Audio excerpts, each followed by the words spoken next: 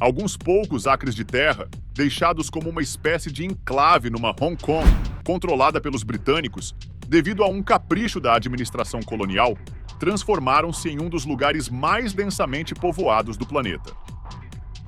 Enquanto o restante de Hong Kong era uma colônia britânica, os 27 mil metros quadrados da antiga cidade murada permaneciam nominalmente sob o controle da China continental.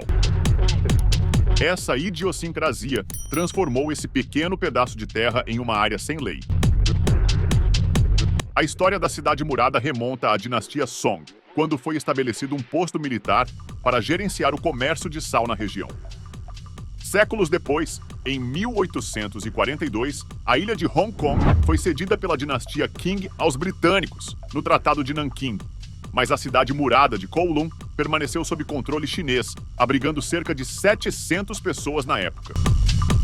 A China acreditava que deveria ter presença na então colônia britânica e considerou usar Kowloon como um ponto de controle para supervisionar a região, mas ao longo do tempo abandonou essa ideia. Assim, com a política britânica de não intervenção, a cidade ficou em um vazio legal, sem nenhuma autoridade para responsabilizar-se por ela.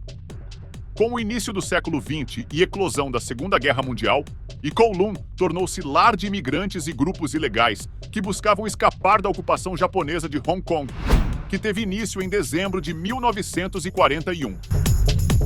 Após a rendição do Japão, a cidade, já sem muralhas, continuou a crescer, mas incapaz de expandir-se horizontalmente, ampliou-se verticalmente.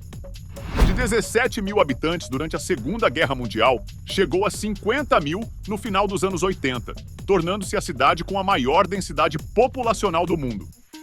Edifícios de 14 andares empilhados uns sobre os outros, como um organismo vivo. Salões de ópio, prostíbulos e cassinos operados por gangues dominavam o local. A polícia, os inspetores de saúde e os cobradores de impostos temiam entrar. Por nunca ter sido cedida ao Reino Unido, os moradores frequentemente sentiam que a cidade realmente pertencia à China e que o governo de Hong Kong deveria deixá-los em paz. O resultado de tudo isso foi um dos bairros marginais mais emblemáticos da história. Kowloon estava repleta de criminalidade, prostituição e consumo de drogas, mas havia uma grande proximidade entre aqueles que chamavam aquele lugar de lar.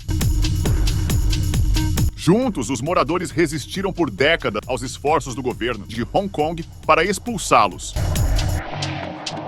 Comerciantes chineses, curandeiros e dentistas autodidatas, juntamente com criminosos, lutavam para manter a cidade viva. Com 300 arranha-céus interconectados, todos criados por um único arquiteto, Kowloon era verdadeiramente um antro digno de contemplação.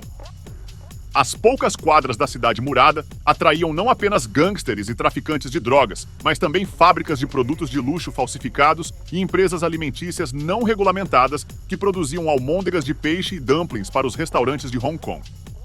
No auge de sua população, entre 35 mil e 50 mil pessoas moravam em apenas 27 mil metros quadrados de terreno. As fotos aéreas da época mostram a cidade murada se destacando sobre os subúrbios ao redor. Uma enorme massa de edifícios com uma aparência orgânica, como se fosse tirada de um filme de ficção científica. Sob a estrutura de um país, dois sistemas, a China e o Reino Unido, após anos de negociação, assinaram a Declaração Conjunta Sino-Britânica em 1984.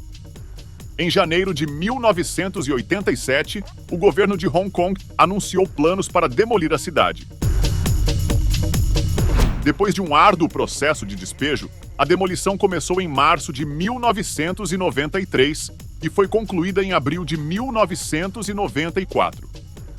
As obras de construção do Parque da Cidade Murada de Kowloon começaram no mês seguinte. O Parque da Cidade Murada de Kowloon foi inaugurado em dezembro de 1995 e ocupa a área da antiga Cidade Murada. Alguns artefatos históricos do local, incluindo construções Yamen e restos de seu portão sul, foram preservados.